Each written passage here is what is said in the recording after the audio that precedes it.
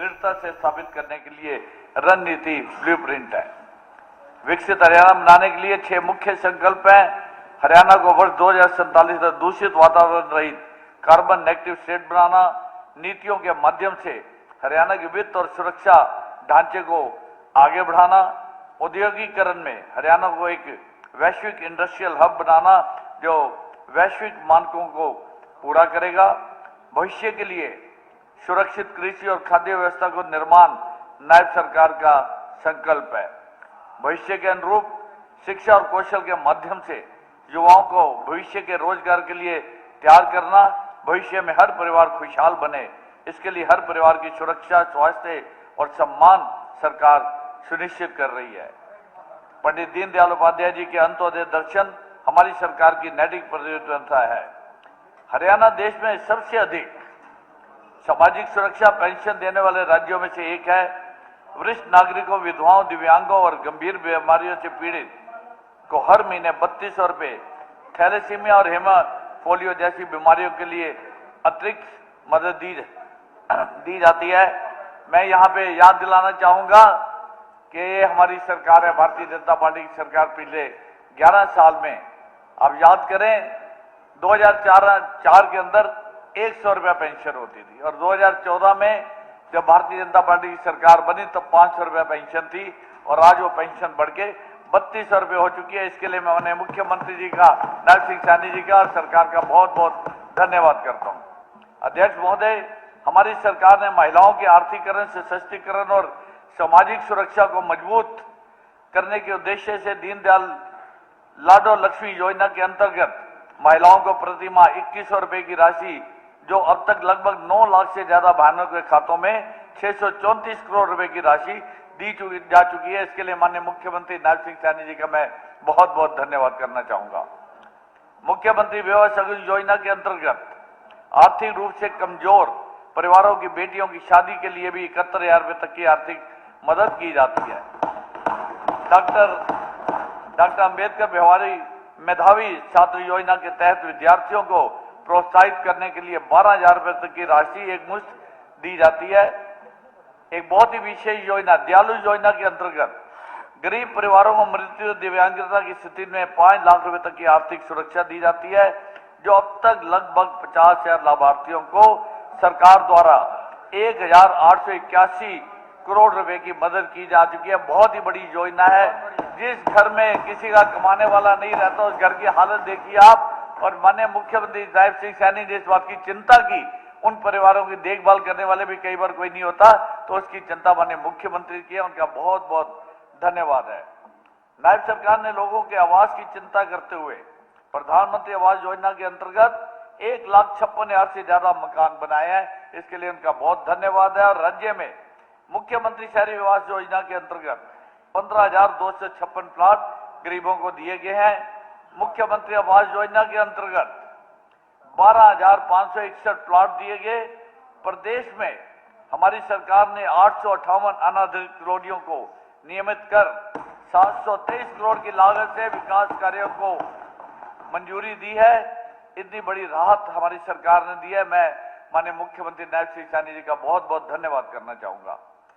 प्रधानमंत्री आवास योजना के तहत मकान बनाने के लिए वित्तीय मदद दी जा रही है।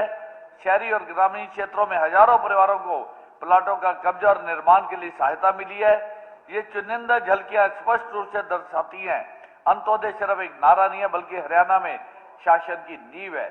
और आज इसी कड़ी में माननीय मुख्यमंत्री ने एक बहुत बड़ी घोषणा की, जो छछरौली के लिए जो वर्षों पुरानी, सैकड़ों वर्षों से वो पेंडिंग थी, आज माननीय मुख्यमंत्री ने उसका निदान किया है। मैं उनका बहुत बहुत धन्यवाद करता हूँ, हरियाणा की जनता की तरफ से धन्यवाद करता हूँ। बाल्यावस्था में बच्चों को सुरक्षित व घर जैसा माहौल देने के लिए राज्य भर में लगभग 86 स्कूलों में बाल अनुकूल और समर्पित क्लासरूम बनाए जा रहे हैं। ये गर्व की बात है कि शैक्षिक बाल वाटिका 3 में 79,000 से ज्यादा बाल विद्यार्थियों ने दाखिला लिया है। सुपर 100 कार्यक्रम मेधावी छात्रों के सपनों को उड़ान देने में एक वरदान सिद्ध हुआ है। 2018 से लेकर अब तक 198 विद्यार्थियों का विभिन्न IIT, NIT में 252 विद्यार्थियों के जाने मेडिकल कॉलेजों में चयन इस प्रोग्राम की सफलता का प्रमाण है। मैं मंत्री महिपाल ढांडा जी को और मुख्यमंत्री माननीय नायब सिंह चांदी का धन्यवाद करता हूं। इस स्कीम को और भी आगे बढ़ाया जाए तो जो योग्य छात्र है उसका लाभ उठा सके। माननीय उपाध्यक्ष महोदय, हमारी सबसे बड़ी ताकत हमारा युवा वर्ग है। ये वही युवा शक्ति है जो खेतों में परिश्रम करती है, खेलों के मैदानों में देश का नाम रोशन करती है, नवाचार के माध्यम से विकसित भारत, विकसित हरियाणा विजन को साकार करने में अग्रणी भूमिका निभा रही है। नायब सरकार ने युवाओं के लिए शिक्षा, कौशल और रोजगार के अवसरों को प्राथमिकता दी है। इससे रोजगार की संभावनाएं बढ़ी हैं और युवाओं में आत्मविश्वास बढ़ा है। हरियाणा कौशल रोजगार निगम के द्वारा भी अब तक लगभग 1,18,000 कर्मचारियों को नियुक्त किया गया है। इससे युवाओं को न सिर्फ रोजगार मिला बल्कि उन्हें सेवा अवधि की सुरक्षा, सामाजिक सुरक्षा लाभ और जीवन बीमा सुरक्षा, उनका भविष्य सुरक्षित किया गया है। माननीय मुख्यमंत्री नायब सिंह सैनी जी के नेतृत्व में हमने देश में अपनी पहली तरह का एक डिपार्टमेंट ऑफ फ्यूचर, 2 मिनट और चाहिए sir please, department of future, ये पहल वर्ष 2047 तक विकसित भारत हरियाणा को विजन को पूरा करने की दिशा में एक दूरदर्शी कदम है। देश की सीमाओं की रक्षा करते हुए शहीद होने वाले वीर जवानों, उनके परिवारों के हम आभारी हैं। उनके बलिदान की सर्वोपरि रखते हुए अक्टूबर 2014 से लेकर अब तक सशस्त्र बलों और केंद्रीय सशस्त्र पुलिस के शहीदों के 418 आश्रितों को अनुकंपा के आधार पर सरकारी नौकरियां प्रदान की गई हैं। शहीद सैनिकों के बच्चों को 6वीं से स्नातक तक की पढ़ाई हेतु लगभग 96,000 रुपए तक की राशि का प्रावधान किया गया है। हरियाणा में जनजीवन को आसान और अधिक पर्यावरण के अनुकूल बनाने के लिए Haryana city bus service limited वर्तमान में 10 बड़े शहरों में क्रांति ला रही है। सरकार ने ईज ऑफ डूइंग के बिजनेस के माध्यम से नया निवेश लाने और रोजगार के अवसर सर्जित करने में सफल हुई है। वर्ष 2025 में बहुत विशेष है ये कि मारुति सुजुकी ने लगभग 15,000 करोड़ का निवेश किया। एटीएल बैटरी टेक्नोलॉजी द्वारा 3,000 करोड़ का निवेश किया। माननीय अध्यक्ष महोदय, गुरुग्राम मेट्रो योजना और दिल्ली मेट्रो को कुंडली तक और सराय काले खान से करनाल तक रैपिड ट्रेन योजना की स्वीकृति प्रदान कर यातायात विकसित किया जा रहा है। और आज एक विशेष योजना जो माननीय मुख्यमंत्री ने की, जो गुरुग्राम से लेके फरीदाबाद और नोएडा तक जो एक सेशन आज अप्रूव हुई है, उसके लिए मैं माननीय मुख्यमंत्री जी को बहुत बहुत धन्यवाद करता हूं। कुरुक्षेत्र में सिख गुरुओं को समर्पित एक सिख म्यूजियम और मेमोरियल बनाने के लिए 170 करोड़ रुपए की राशि स्वीकृत की गई है और संत गुरु रविदास जी का भवन बनाने के लिए 125 करोड़ रुपए की राशि प्रदान की गई है।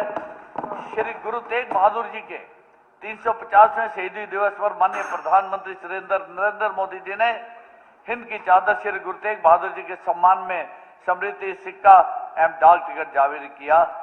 समय का अभाव है, लेकिन मैं एक बात कह के अपनी बात को खत्म करूंगा। पता नहीं क्या बात है कि विपक्ष को नजर ही नहीं आता कुछ। इनकी या तो नजर ठीक करिए या इनके हाथ में कमल का फूल देके भारतीय जनता पार्टी के नायब सिंह सैनी जी का स्वागत करें। मैं इनसे प्रार्थना करता हूं।